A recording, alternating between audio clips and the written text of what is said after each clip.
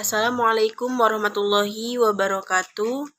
Perkenalkan, saya Yusinta Hidayat dengan nomor induk mahasiswa 1203030132 dari kelas Hukum Tata Negara 4C. Di sini saya akan mereview mengenai mata kuliah Hukum Konstitusi dari pertemuan 1 sampai dengan pertemuan 7. Pada pertemuan pertama yaitu membahas mengenai ekspektasi dalam mempelajari hukum konstitusi di semester 4 ini. Ekspektasi saya yaitu bisa mengikuti perkuliahan dengan baik, dapat berjalan dengan lancar, lebih aktif lagi dalam berdiskusi, dan memahami setiap materi yang diberikan, serta lebih semangat dalam mengikuti perkuliahan. Selanjutnya pada pertemuan kedua yaitu membahas mengenai konsep konstitusi. Konsep merupakan seperangkat kajian yang fokus membahas mengenai suatu hal, mulai dari definisi, objek, sifat, dan sebagainya. Adapun asal mula dari konstitusi menurut Aristoteles, yaitu dapat diketahui bahwa filsuf-filsuf pada zaman Yunani purba ini terbilang sangat banyak melahirkan filsuf. Filsuf ini adalah golongan orang yang memiliki daya ingat kritis terhadap suatu hal. Asal mula konstitusi sudah ada pada masa ini, namun tidak secara eksplisit dengan kalimat konstitusi. Konstitusi juga sudah ada sejak Yunani purba, di mana pada saat itu terjadinya kesewenang-wenangan oleh pemimpinnya. Dengan adanya kesewenang-wenangan itu, kemudian muncullah pemikiran-pemikiran kritis seperti Plato yang menyebutkan istilah politeia dan nomoi. Nomoi berarti undang-undang, sedangkan politeia berarti negara atau dapat disepadankan dengan pengertian konstitusi. Selain itu, terdapat pula pada masa Yunani, Romawi, dan juga Inggris. Selanjutnya, ada beberapa pendapat mengenai konstitusi dari sarjana hukum. Di antaranya, ada menurut Bagirmanan, yang berpandangan bahwa konstitusi dapat dilihat dari arti sempit dan arti yang luas. Dalam arti sempit, bahwa konstitusi dikatakan adalah kumpulan kaidah yang mengatur tentang hukum kenegaraan. Sedangkan secara luas bahwa konstitusi tidak hanya berbicara tentang hukum kenegaraan, termasuk hal-hal yang sifatnya mendukung hukum yang di dalamnya terdapat hak warga negara, HAM, dan lainnya. Adapun tujuan dari konstitusi yaitu untuk mengatur kekuasaan, pengawasan kekuasaan, dan arahan penyelenggaraan kekuasaan, dan fungsinya yaitu sebagai jawaban berbagai persoalan pokok negara dan masyarakat. Selain itu, ada juga muatan dari konstitusi. Yang pertama yaitu ada pengakuan HAM, yang kedua ada struktur ketatanegaraan dan yang mendasar, dan ketiga yaitu adanya pembatas kekuasaan. Dan konstitusi itu ada diklasifikasikan menurut K.C. Ware 1975 bahwa terdapat konstitusi tertulis dan konstitusi tidak tertulis, konstitusi fleksibel dan konstitusi rigid, konstitusi derajat tinggi dan konstitusi tidak derajat tinggi, dan konstitusi negara serikat dan negara kesatuan, serta konstitusi pemerintahan presidensial dan pemerintahan parlementer. Selanjutnya pada pertemuan ketiga yaitu membahas mengenai sejarah konstitusi. Yunani merupakan salah satu wilayah yang menjadi pokok pemikiran dalam aspek apapun. Konstitusi sudah ada sejak lama, walaupun pada saat itu tidak secara tegas disebutkan dengan bahasa yang dikenal sekarang dengan istilah konstitusi. Walaupun pada masa itu hanya sebatas substansi seperti substansi pemikiran, kesadaran, dan sebagainya yang secara tidak langsung hal itu menunjukkan bahwasanya ada kesadaran masyarakat atau nilai-nilai konstitusi berlaku pada masyarakat saat itu. Adapun beberapa pemikir dalam konstitusi yang memiliki kontribusi gagasannya dalam hukum konstitusi, yang pertama yaitu Socrates, Plato, dan Aristoteles. Selanjutnya yaitu ada aliran-aliran konstitusi.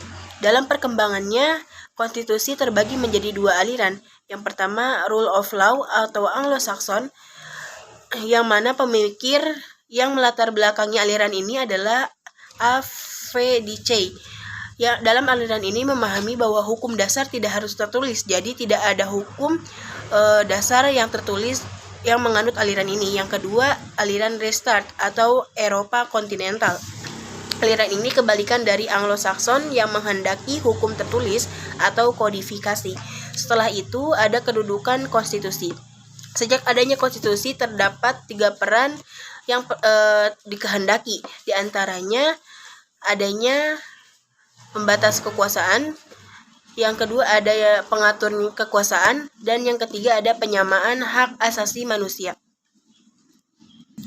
Selanjutnya pada pertemuan keempat yaitu membahas mengenai terbentuknya konstitusi.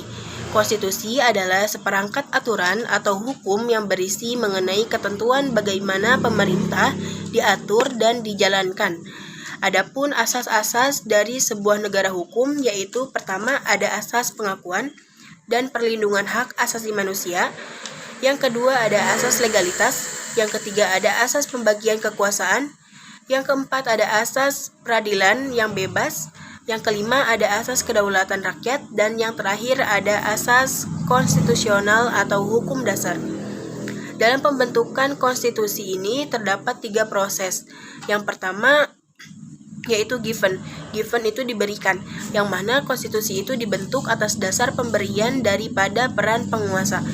Yang kedua yaitu on purpose, yang merupakan konstitusi yang disediakan atau sengaja dibuat oleh yang mana konstitusi ini sengaja dibuat oleh masyarakat negara dan juga petinggi-petinggi negara atas kesadaran masing-masing. Dan yang ketiga yaitu revolution. Revolution adalah sebuah proses pembentukan konstitusi yang dilakukan atas dasar perlawanan atau upaya-upaya yang sangat fundamental dan menyeluruh. Yang bila mana proses ini tidak dilakukan dikhawatirkan akan terjadinya kekacauan dan akibatnya akan terjadilah ketidakstabilan pada negara itu. Selanjutnya pada pertemuan kelima yaitu membahas mengenai isi dan sifat konstitusi. Isi konstitusi. Ada beberapa pendapat sarjana tentang isi konstitusi ini atau materi muatan dari suatu konstitusi, yaitu menurut Profesor K.C. Ware. Isi dari suatu konstitusi dibedakan antara konstitusi negara kesatuan dan negara federal. Yang pertama adanya negara kesatuan yang berisi struktur umum negara atau alat perlengkapan negara, hubungan atau dalam garis besar kekuasaan dalam negara, hubungan batas-batas kekuasaan, dan yang terakhir adanya hubungan negara dengan warga negara, yaitu kewajiban warga negara dan kewajiban warga negara. Ada yang kedua yaitu ada negara federal, yaitu ada 3 kemungkinan. Yang pertama penetapan secara terperinci dan tuntas wewenang pemerintah federal, selebihnya wewenang negara bagian. Yang kedua, penetapan secara terperinci dan tuntas wewenang negara bagian, selebihnya negara federal. Dan yang terakhir, dimuat semua wewenang secara limitatif masing-masing tugas pemerintah negara bagian. Selanjutnya yaitu menurut C.F. Strong yang mengatakan bahwa konstitusi sebagai kumpulan asas-asas yang mengatur kekuasaan pemerintah, hak-hak yang diperintah, dan hubungan antara yang diperintah dan yang memerintah. Adapun sifat konstitusi yaitu menurut Asti Mrianto dalam bukunya Teori Konstitusi mengungkapkan ada 6 sifat konstitusi. Yang pertama, konstitusi luas. Yang kedua, konstitusi tegas. Yang ketiga, konstitusi realistis. Yang keempat, konstitusi idealistis, impian. Yang kelima, konstitusi konservatif. Dan yang terakhir, konstitusi progresif. Pada pertemuan ke-6 yaitu membahas mengenai nilai konstitusi. Nilai konstitusi merupakan hukum tertinggi suatu negara. Adapun menurut Karl Lowenstein terdapat beberapa nilai konstitusi yang berkembang, antara lain yaitu sebagai berikut. Pertama, normatif. Suatu konstitusi dikatakan memiliki nilai normatif apabila konstitusi tersebut resmi diterima oleh suatu bangsa dan bagi mereka konstitusi itu tidak hanya berlaku dalam arti hukum atau legal, tetapi juga nyata berlaku dalam masyarakat dalam arti berlaku efektif dan dilaksanakan secara murni dan konsekuen. Yang kedua yaitu nominal. Konstitusi dikatakan memiliki nilai nominal apabila konstitusi tersebut secara hukum jelas berlaku dan memiliki daya berlaku, namun dalam prakteknya tidak memiliki kenyataan eksistensi. Yang ketiga yaitu semantik. Suatu konstitusi disebut nilai semantik jika norma-norma yang terkandung di dalamnya secara hukum tetap berlaku, namun dalam kenyataannya adalah sekedar untuk melaksanakan kekuasaan politik semata, sehingga banyak kalangan yang menilai konstitusi hanya sebagai semboyan, pembenaran, dan sebagai alat pelanggengan kekuasaan saja. Pada pertemuan ke-7 yaitu membahas mengenai perubahan konstitusi.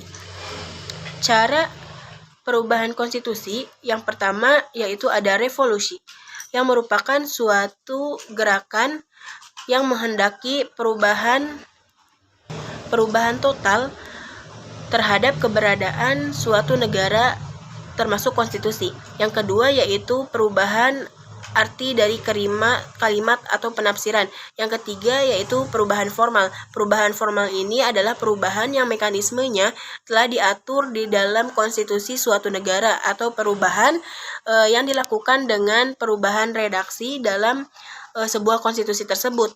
Dan yang terakhir yaitu keputusan hakim, seperti negara Indonesia yang memiliki lembaga yudikatif yang disebut dengan Mahkamah Konstitusi. Dan yang terakhir yaitu adanya kebiasaan konstitusi. Biasanya berbicara mengenai kultur-kultur. Adapun yang mendorong perubahan yaitu yang pertama perkembangan peradaban atau revolusi industri, perkembangan iptek. Yang kedua terjadinya perang. Yang ketiga terjadinya krisis ekonomi. Yang keempat terjadinya adanya negara kesejahteraan. Dan yang terakhir pandangan masyarakat. Kemudian adapun amandemen formal yang mana pada umumnya konstitusi itu bersifat kaku dengan tujuan antara lain yang pertama, konstitusi diubah hanya dengan pertimbangan yang matang, bukan alasan yang sederhana.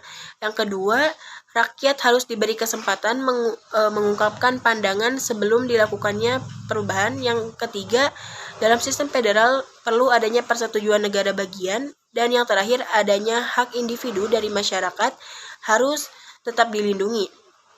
Selanjutnya yaitu cara perubahan yang dilakukan oleh lembaga legislatif yang ada dengan pembatasan, yaitu fixed forum of members and qualified for. Yang kedua yaitu pembubaran legislatif yang diikuti oleh pemilu. Yang ketiga yaitu sidang gabungan yang meliputi 3 hal, yaitu oleh rakyat melalui referendum, yang kedua oleh sebagian besar negara bagian, dan oleh suatu badan khusus. Adapun bentuk-bentuk perubahan yaitu pertama pengganti atau renewal, yaitu mengganti suatu konstitusi dengan konstitusi yang baru. Dan yang kedua yaitu perubahan atau amandemen yang memakai konstitusi lama namun terdapat yang dirubah, yang terdiri dari menambah ketentuan, mengurangi ketentuan, serta merubah ketentuan. Sekian review materi dari saya.